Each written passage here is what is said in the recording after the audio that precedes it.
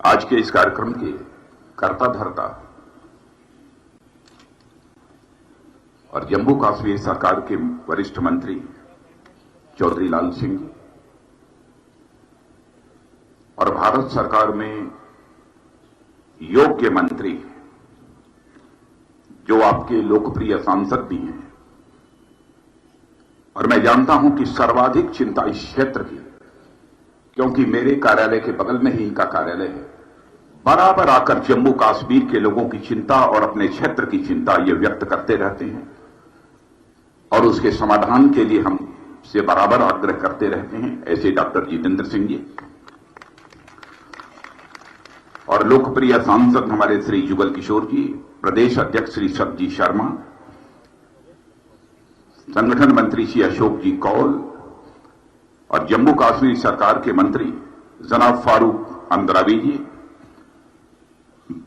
मंत्री जनाब अब्दुल गनी ओली जी, महामंत्री पवन जी खजूरिया, श्री प्रेम जी डोगरा, स्थानीय विधायक श्री राजीव जसरोटिया, श्री विजय जी शर्मा, श्री कुलदीप, श्री रसपाल जी वर्मा और यहां पर शेड्यूल ट्राइब के जो मुखिया हैं चौधरी जफर साहब, और इस मैदान में उपस्थित मेरे सभी सम्मानित बहनों एवं भाइयों, लंबे अरसे के बाद कठुआ में किसी कार्यक्रम को संबोधित करने के लिए आप सबके सामने खड़ा हुआ।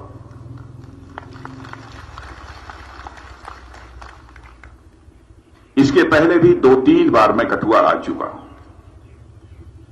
यहां पर मैंने सार्वजनिक सभाओं को भी संबोधित किया है, लेकिन इस बार जो मैं आया दूसरे उद्देश्य से आया। वह उद्देश्य क्या है यह मुझे बतलाने की जरूरत नहीं है, चौधरी लाल सिंह जी ने बताया। और इस कार्यक्रम को देखने के बाद और अपने सेना और सुरक्षा के जवानों की शहादत को श्रद्धांजलि देने के बाद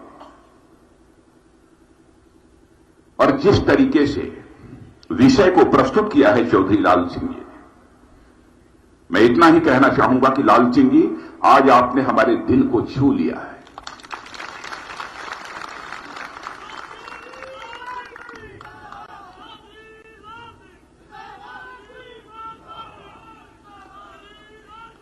मेरे बहनों भाइयों, यह मुझे कल्पना नहीं थी कि इस प्रकार के कार्यक्रम में मैं शिरकत करने जा रहा हूं। मैं अपने को धन्य मानता हूं।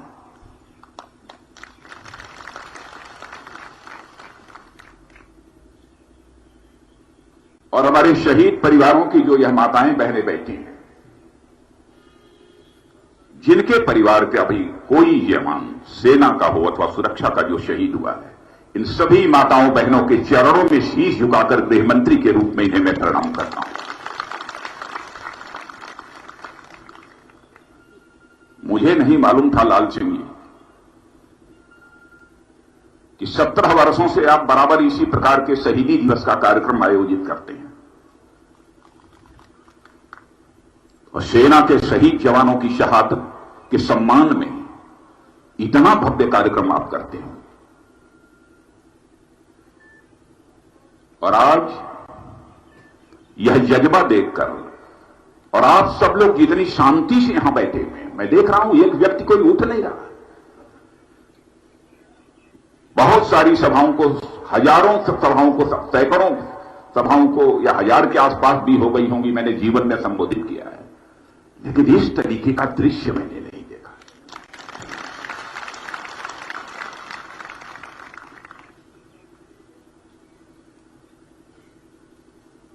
और मैं यह मानता हूं कठुआ ही नहीं, जम्मू कश्मीर का शायद ही कोई ऐसा इलाका बचा होगा जहां से किसी न किसी सेना और सुरक्षा के जवान ने शहादत न दी हो। कोई क्षेत्र नहीं बचा होगा।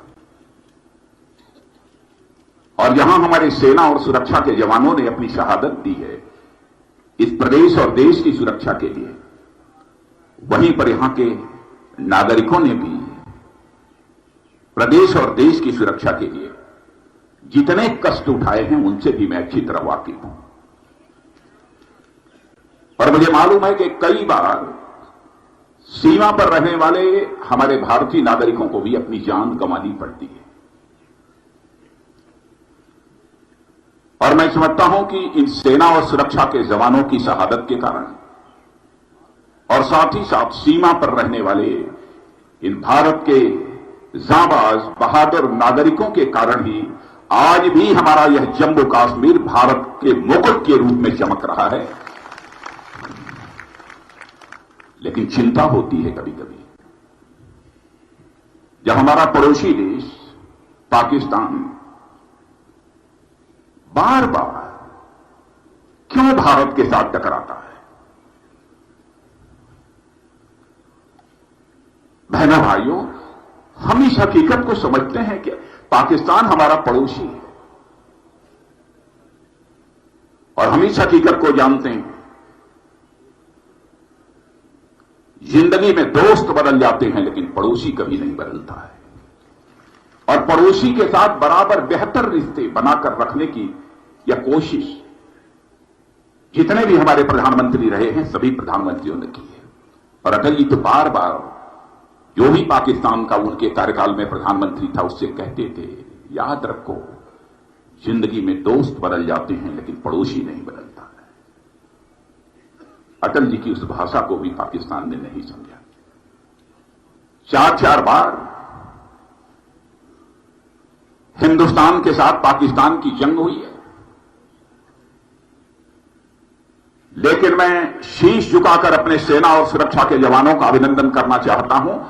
भले ही पाकिस्तान ने चार चार बार हिंदुस्तान के ऊपर हमले किए हो, लेकिन यहां के जांबाज जवानों ने उनके दांत खट्टे कर दिए हैं, उनके हौसले स्पष्ट कर दिए।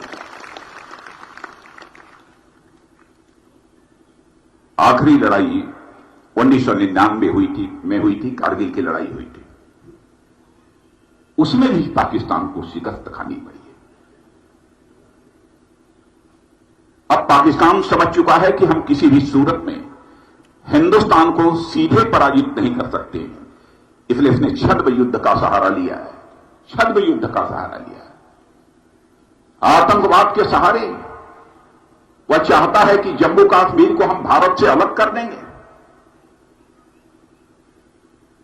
पाकिस्तान को इस हकीकत को समझना चाहिए, आतंकवाद यह बहादुर लोगों का हथियार नहीं हुआ करता है, यह आतंकवाद यह कायरों का हथियार होता है।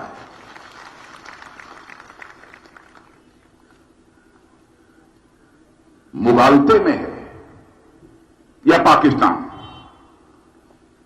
कि हम मजहब के आधार पर फिर से भारत को बांट देंगे।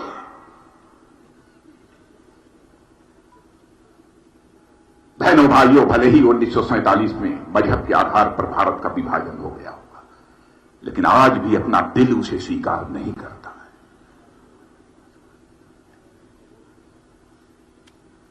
हमारा दिल यह कहता है चाहे हिंदू हो मुसलमान हो, जो भी भारत माता की कोख से पैदा हुए हैं, जो भारत के रहने वाले हैं, सभी एक दूसरे के भाई भाई हैं।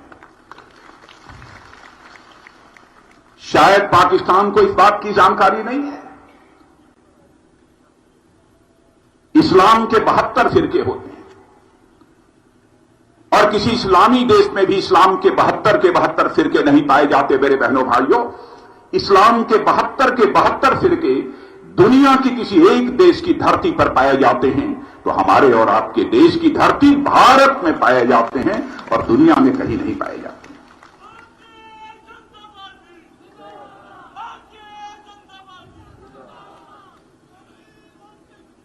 आप बराबर टकराने की कोशिश करते हो भारत के साथ। मजहब के आधार पर भारत का विभाजन करा दिया। इसके पहले की सरकारों ने भी हिंदू मुसलमान के आधार पर कोई भेदभाव किया। मैं किसी के ऊपर कोई आरोप नहीं लगाना चाहता हूं, लेकिन भारत का गृह मंत्री होने के नाते और अपने प्रधानमंत्री श्री नरेंद्र भाई मोदी की नीयत को जो मैं समझता हूं, विचार को जो मैं समझता हूं, उस आधार पर मैं कह सकता हूं कि हम हिंदुस्तान में हम सबको साथ लेकर चलेंगे, कदम से कदम मिलाकर आगे बढ़ेंगे, यह मैं यकीन दिलाना चाहता हूं। कैसी हुकूमत, जिस हुकूमत के रहते हुए कोई व्यक्ति डरा हुआ महसूस करे, सहमा हुआ महसूस अपने को करे। कैसी हुकूमत है? और पाकिस्तान समझता है कि फिर से मजहब के आधार पर हम भारत के लोगों को बांट देंगे। बहनों भाइयों, आईएसआईएस, जिसे दाइश भी कहते हैं, दुनिया के सारे देश आईएसआईएस को लेकर चिंतित हैं। लेकिन मैं कह सकता हूं, गृह मंत्री होने के नाते हकीकत को मैं जानता हूं। आईएसआईएस भारत के अंदर अपनी जड़ें नहीं जमा पाया है, और उसका श्रेय यदि मैं देना चाहता हूं तो अपने भारत के मुसलमानों को उसका श्रेय देना चाहता हूं, इस्लाम को मानने वालों को श्रेय देना चाहता हूं। लोगों को मालूम नहीं होगा, यदि किसी के घर के बच्चे रेडिकलाइज होते हैं, ऐसे 2-3 परिवार आकर मुझे मिले इस्लाम को मानने वाले, और उन्होंने कहा, गृह मंत्री जी, हमारे बच्चे को बचा लीजिए। बाहर जाते हैं तो उसकी आकर वह सूचना देते हैं। इस भाव को भी हमको समझने की जरूरत है। पाकिस्तान नहीं समझ सकता, पाकिस्तान नहीं समझ सकता है। और पाकिस्तान तो मजहब के आधार पर भी भारत का बंटवारा हुआ, वह अस्तित्व में आया, लेकिन फिर भी पूरे पाकिस्तान को एक नहीं रख पाया। 1971 में उसी पाकिस्तान के 2 टुकड़े हो गए। और मैं समझता हूं पाकिस्तान अपनी हरकतों से बाज नहीं आया, तो अभी तो पाकिस्तान के 2 टुकड़े हुए हैं। शायद उस पाकिस्तान के 10 टुकड़े हो जाएं और पाकिस्तान के खंड खंड हो जाएं। और वह खंड खंड करने का काम भारत नहीं करेगा, हम नहीं करेंगे। हमारी सोच और हमारी नीति कभी विस्तारवादी नहीं रही है, और इतिहास इस बात का साक्षी है। भारत हिंदुस्तान का एक ऐसा बड़ा देश है जिसने कि आज तक विस्तारवादी नीति के तहत कभी भी दुनिया के किसी देश पर आज तक कोई हमला नहीं किया है। भारत अकेला देश। हम किसी देश के ऊपर कोई कब्जा नहीं करना चाहते, हम किसी देश को परेशान भी नहीं करना चाहते। अरे भारत तो ऐसे ऋषियों और महात्माओं की धरती है कि जहां के रहने वाले ऋषियों और महर्षियों ने केवल भारत की सीमा में रहने वाले लोगों को ही अपने परिवार का सदस्य नहीं माना है, बल्कि सारी दुनिया की धरती पर रहने वाले लोगों को अपने परिवार का सदस्य मानते हुए वसुधैव कुटुंबकम का संदेश दिया है। और यह संदेश यदि दुनिया को गया है तो भारत की धरती से गया है। यानी हम लोग उस परंपरा, उस संस्कृत को मानने वाले हैं कि हम केवल भारत की सीमा में रहने वाले लोगों को ही अपने परिवार का सदस्य नहीं मानते, सारे विश्व की धरा पर रहने वाले लोगों को हम अपने परिवार का सदस्य मानते। हम नहीं कर सकते। बार बार आपको मैं याद दिलाना चाहता हूं, कारगिल का युद्ध समाप्त हुआ, फिर भी हमारे आदरणीय अटल बिहारी वाजपेयी जी ने पाकिस्तान के साथ दोस्ती का हाथ बढ़ाया था। इतना ही नहीं, वह पाकिस्तान गए भी, लेकिन पाकिस्तान ने उसके एवज में दिया क्या है? बार बार सीज फायर वायलेशन करता है।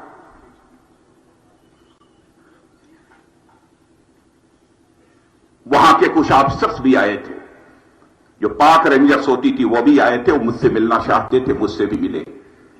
मैंने भी उनसे कहा, मैंने कहा मैं यकीन दिलाना चाहता हूं कि हमारी बॉर्डर सिक्योरिटी फोर्स और हमारे सेना के जवान पहली गोली पाकिस्तान के किसी नागरिक के ऊपर नहीं चलाएंगे, क्योंकि कभी न कभी पाकिस्तान भी हमारे ही परिवार का अंग रहा है।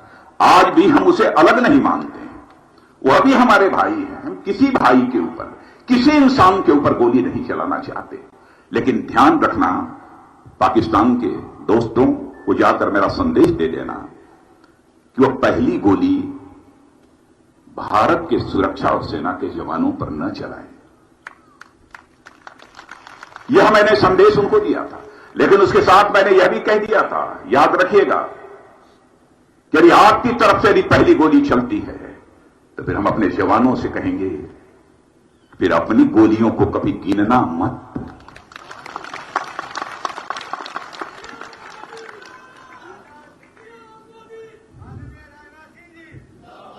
और बहनों भाइयों, मैंने स्पष्ट निर्देश मैंने अक्टूबर 2014 में जब से जिम्मेदारी संभाली है तब से मैंने कहा, दो टूक शब्दों में कहा, उनको भी कह दिया है, लेकिन यह समझ में नहीं आती बात। हमारे प्रधानमंत्री श्री नरेंद्र भाई मोदी ने सरकार बन रही थी, 26 मई को शपथ ग्रहण समारोह था, उसके पहले हम लोग बैठे थे, उसमें मैं पार्टी का राष्ट्रीय अध्यक्ष भी था। तय यह हुआ, बातचीत यह हुई कि शपथ ग्रहण समारोह है और भारत को हम सचमुच एक शक्तिशाली भारत बनाना चाहते हैं, धनवान भारत यदि बनाना चाहते हैं तो अपने सभी का सहयोग प्राप्त करना चाहिए। इसलिए पड़ोसी देशों के भी जो राष्ट्राध्यक्ष हैं उन्हें शपथ ग्रहण समारोह में आमंत्रित करना चाहिए, और उन्हें भी शपथ ग्रहण समारोह में हम लोगों ने आमंत्रित किया। नवाज शरीफ साहब भी शपथ ग्रहण समारोह में आए। बहनों भाइयों, नवाज शरीफ साहब को हम लोगों ने आमंत्रित किया था, तो केवल नवाज शरीफ साहब से हाथ मिलाने के लिए आमंत्रित नहीं किया था, बल्कि उन्हें आमंत्रित किया था तो पाकिस्तान के साथ दिल से दिल मिलाने के लिए आमंत्रित किया था। इस हकीकत को, हमारे इस मंसूबे को पाकिस्तान को समझना चाहिए था, पाकिस्तान नहीं समझा। इतना ही नहीं, सारे प्रोटोकॉल को तोड़ते हुए हमारे प्रधानमंत्री सीधे नवाज शरीफ साहब के पारिवारिक कार्यक्रम में शिरकत करने के लिए अफगानिस्तान से पाकिस्तान चले गए। क्या चाहता है पाकिस्तान? क्या करें? हम कलेजा निकाल कर रखते हैं कि हमारा पड़ोसी हमारे साथ मिलजुल कर रहे, भारत का भी विकास हो, पाकिस्तान का भी विकास हो, नेपाल का भी विकास हो, बर्मा और भूटान और श्रीलंका का भी विकास हो, सारे पड़ोसी देशों का विकास हो। हम तो यह चाहते हैं, लेकिन इनके द्वारा इस प्रकार की बराबर नापाक हरकतें होती हैं। हमारी सदाशयता, हमारी इस दरिया दिली के एवज में उन्होंने हमको दिया क्या है? हमको गुरदासपुर दिया, पठानकोट की घटना दी, और उरी में आतंकवादियों ने घुसकर हमारे सेना के जवानों को कायराना हमला किया। यही मिला है उसके एवज में, लेकिन हम लोगों ने भी करके दिखा दिया। मैं अभिनंदन करना चाहता हूं अपने सेना के जवानों का, सुरक्षा के जवानों का। वह करिश्मा किया है या वो संदेश देने में कामयाबी हासिल की है कि हम केवल यहीं नहीं मार सकते, जरूरत पड़ी तो वहां भी मार सकते हैं। यह संदेश देने में हमने कामयाबी हासिल की। बराबर पाकिस्तान आतंकवाद को हवा दे रहा है। मैं कहता हूं कि एक बार आपको बोलने में क्या जाता है, क्या परेशानी है कि हम आतंकवाद से किसी भी सूरत में समझौता नहीं करेंगे। जैसे भारत कहता है कि आतंकवाद से हम किसी भी सूरत में समझौता नहीं करेंगे, तो पाकिस्तान भी क्यों नहीं बोलता है? और पाकिस्तान यदि आतंकवादी गतिविधियों पर लगाम लगाने में यदि कामयाब नहीं हो पाता है, उसे सफलता नहीं मिल पाती है, तो पाकिस्तान यदि चाहता है कि पड़ोसी देश भारत का भी सहयोग मिलना चाहिए, तो आतंकवाद पर लगाम लगाने के लिए भारत भी सहयोग करने को तैयार है। कम से कम हमसे कहो तो कि हमें सहयोग करो, लेकिन वह करने को तैयार नहीं। अब आप यह कल्पना करिए, फिर से भारत की दरिया दिली, उसकी मैं चर्चा करना चाहता हूं। गुरदासपुर पठानकोट में आतंकवादी हमला हुआ। हम लोगों ने अपनी टीम पहले पाकिस्तान नहीं भेजी। पाकिस्तान ने कहा कि मैं सहयोग करना चाहता हूं, हम अपनी एसआईटी, स्पेशल इन्वेस्टिगेशन टीम हम भारत को भेजना चाहते हैं। हम लोगों ने चटपट कह दिया, ठीक है पाकिस्तान भेजिए, हमको स्वीकार है। और उसके बाद जब उनकी टीम आई, यहां जांच परख करने के बाद जब वापस गई, एयरपोर्ट से जाते हुए हमारे अधिकारियों को यह कहा, अधिकारियों ने आकर मुझे बताया, उन्होंने यह कहा, हमारे अधिकारियों ने कहा कि अब हमारी टीम को कब आना है, तो उन्होंने कहा कि जल्दी आपको बुलाएंगे। और पाकिस्तान जाकर वो पाकिस्तान की एसआईटी एकदम ने साफ दो टूक जवाब दे दिया कि भारत की इन्वेस्टिगेशन टीम को हम पाकिस्तान आने की इजाजत नहीं देंगे। क्या करें हम?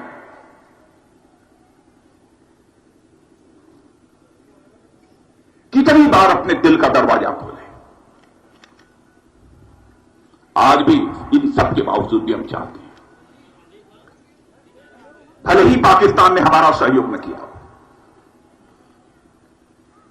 फिर भी हम पाकिस्तान के साथ मिलजुल कर रहना चाहते हैं, हम शांति चाहते हैं, लेकिन आतंकवाद से किसी भी सूरत में समझौता नहीं करेंगे।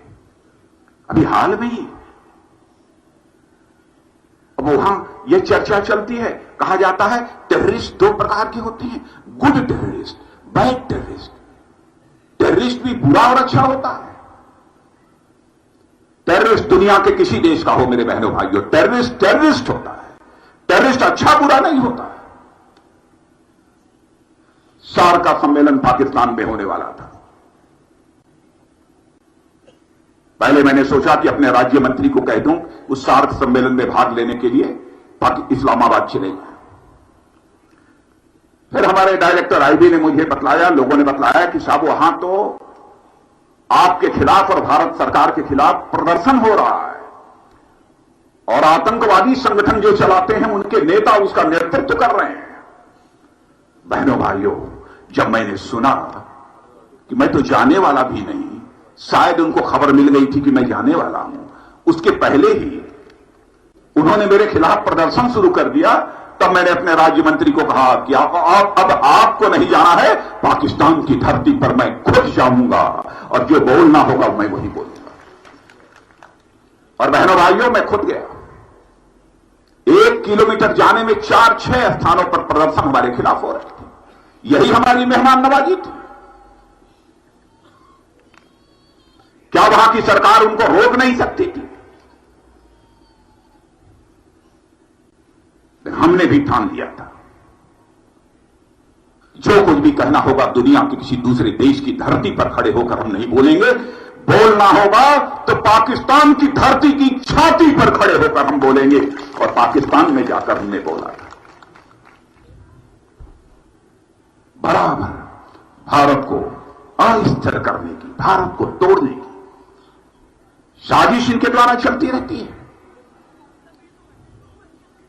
बहनों भाइयों, यह नहीं चलने पाएगा। जम्मू हो चाहे कश्मीर हो चाहे लद्दाख हो, सब अपना है, अपने परिवार के सदस्य हैं। कश्मीर में भी जो कुछ भी हुआ, बहनों भाइयों, कितना दर्द हम लोगों ने झेला है उसका।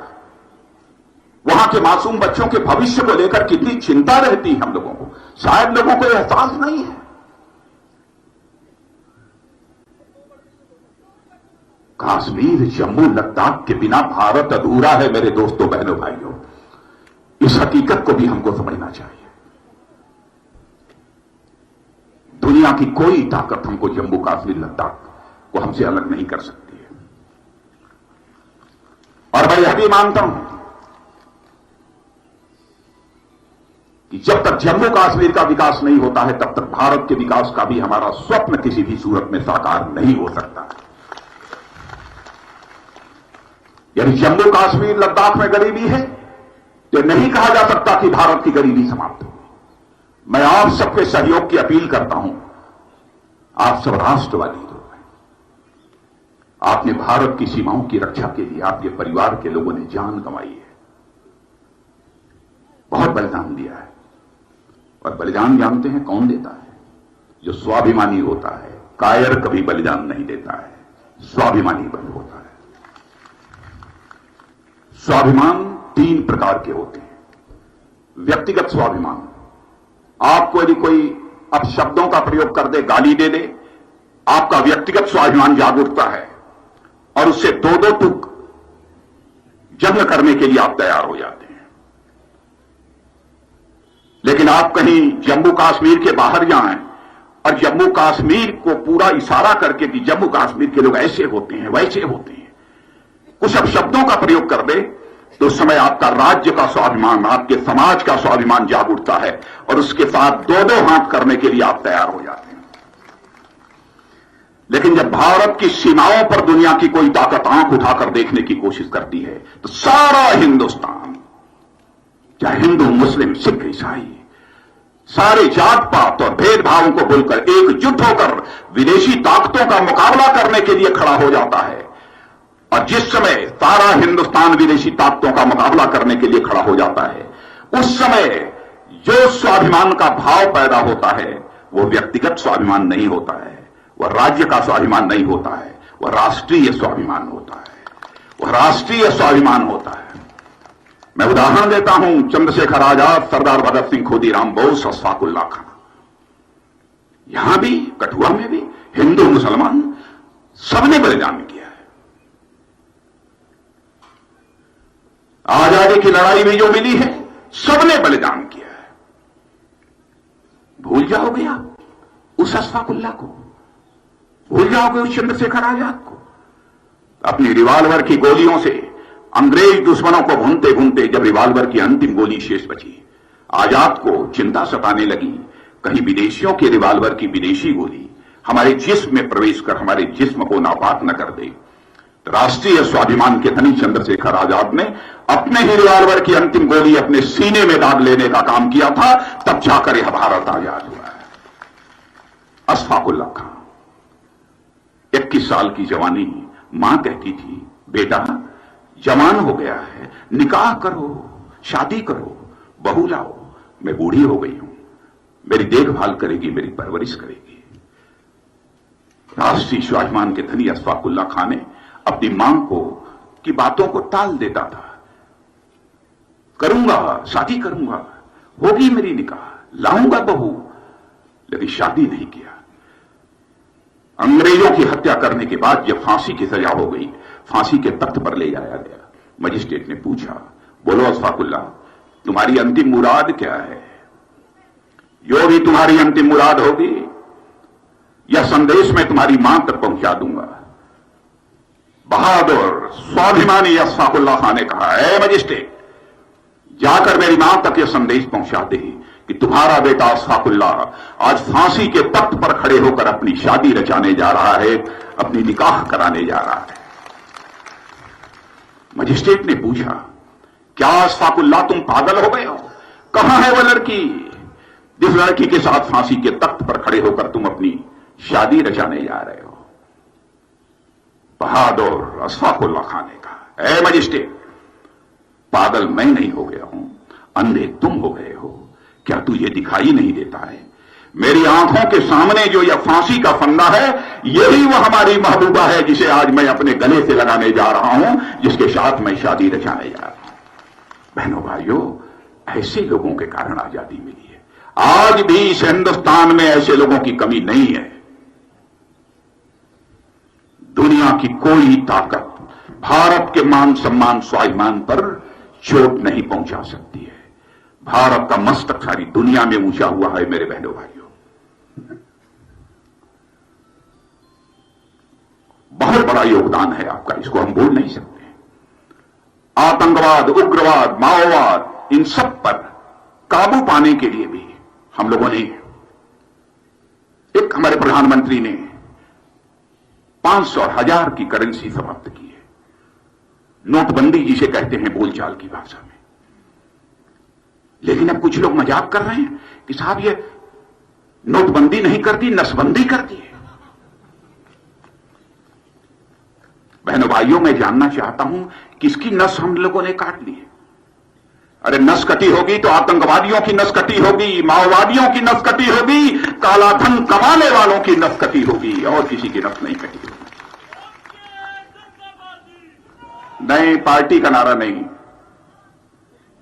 यहां पार्टी का नारा नहीं, पार्टी का नारा नहीं, शहीदों का कार्यक्रम है, उनकी नस कटी होगी। लेकिन ऐसे कभी कभी देश के हित में, राष्ट्र हित में फैसले लिए गए, यह पार्टी के हित को ध्यान में रखकर फैसले नहीं किए गए, यह राष्ट्र के हित को ध्यान में रखकर यह फैसले किए गए। मैं अपील करना चाहता हूं, आप सभी का सहयोग इसे प्राप्त होना चाहिए। और जैसा हमारे प्रधानमंत्री जी ने कहा है, 50 दिन का समय मांगा है, उसके बाद स्थिति सामान्य होती हुई आपको दिखाई देगी। मैं आपको यकीन दिलाना चाहता हूं अपनी तरफ से। हमारे चौधरी लाल सिंह जी ने इस क्षेत्र की समस्याओं के संबंध में कुछ चर्चा की है। वैसे हमारे डॉक्टर जितेंद्र सिंह जी आपके सांसद हैं, बराबर मिलते रहते हैं। मैं सच बतलाना चाहता हूं कि शायद ही कोई एक ऐसा दिन हो जिस दिन डॉक्टर जितेंद्र सिंह जी मुझसे न मिलते। आज जरूर जब मिलेंगे तो कुछ न कुछ इधर उधर की क्षेत्र की बात जरूर करेंगे, घुमा फिरा के। जब आप जानते हैं ना, बात रखने में बहुत ही माहिर हैं, घुमा फिरा के अपनी बात रखने हैं। और उन्होंने सारी चीजों की जानकारी आपको दी है कि पाक अधिकृत कश्मीर के जो विस्थापित हैं उनके लिए हमारी सरकार क्या कर रही है, वेस्ट पाकिस्तान के जो रिफ्यूजीज हैं उनके लिए क्या कर रही है, पहाड़ से जो माइग्रेंट्स आए हैं उनके लिए हमने क्या किया है, कर नहीं रही है, किया क्या है, उसकी जानकारी उन्होंने दी है। और आपको शायद इस बात की भी जानकारी होगी कि 10,000 एसपीओज की भर्ती का भी हम लोगों ने फैसला करके आदेश जारी कर दिया। पहले जब यह सरकार नहीं थी, जो इस समय हमारे महबूबा मुफ्ती जी की सरकार है, नहीं, इसके पहले 5,000 रुपए करने की रिकमेंडेशन गई थी। बहनों भाइयों, मैंने कहा कि एसपीएस के जवानों का 5,000 नहीं 6,000 रुपया कम से कम करो, 6,000 रुपया कम, और किया उसको। और यहां पर 5 इंडिया रिजर्व बटालियन का भी हमारी कैबिनेट ने फैसला किया। 5 इंडिया रिजर्व बटालियन यहां रेज की जाएंगी, जिसमें कि 60% लोग जो सीमावर्ती क्षेत्रों के रहेंगे, यह भी हम लोगों ने फैसला किया है। यह हो गया, फैसला में आदेश जारी हो चुका है। यह सब सारी चीजें होंगी। और भविष्य में भी मैं यह भी कहूंगा, डॉक्टर जितेंद्र सिंह जी हैं, हमारे चौधरी लाल सिंह जी भी हैं, जहां हमको, मैंने वही कहा इनसे, चौधरी लाल सिंह जी से, कि आप भी आ जाइए, डॉक्टर जितेंद्र सिंह जी हैं, एक बार बैठकर और क्या क्या यहां पर करना है उस संबंध में हम लोग करेंगे। और मैं आपको यकीन दिलाता हूं, जितना हो सकेगा, मैं कोई आश्वासन नहीं देना चाहता, क्योंकि मैं आश्वासन देने से बचता हूं, क्योंकि आजाद भारत में जितने आश्वासन नेताओं ने जनता को दिए हैं, यदि आंशिक रूप से भी पूरे हो गए होते तो आज हमारा भारत दुनिया का सबसे ताकतवर देश बन गया होता। और इसी कथनी और करनी, वर्ड्स और डीड्स दोनों में अंतर होने के कारण भारत की राजनीति और भारत के नेताओं पर से जनता का विश्वास कम हुआ है। हम इस विश्वास के संकट को और अधिक गहरा नहीं करना चाहते।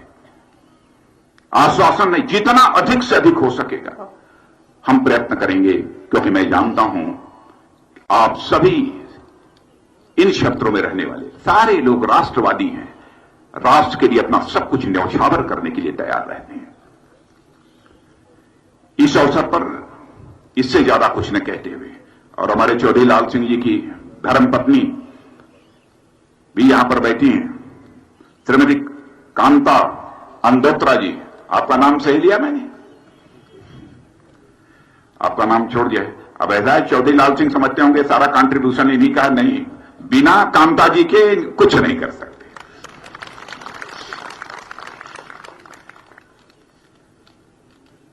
मेरे बहनों भाइयों, अंत में एक बार सेना और सुरक्षा के उन सभी जवानों की शहादत के प्रति सम्मान व्यक्त करते हुए अपनी श्रद्धांजलि अर्पित करते हुए, और मैं तो यह भी मैं कोशिश करूंगा कि आगे भी मैं कठुआ में इस दिवस के अवसर पर आऊं, मैं चाहूंगा ना।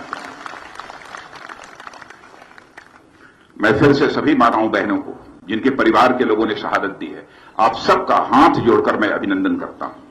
हाथ जोड़कर मैं अभिनंदन करता हूं। इन परिवारों के बलिदान को भारत कभी भूल नहीं सकता है।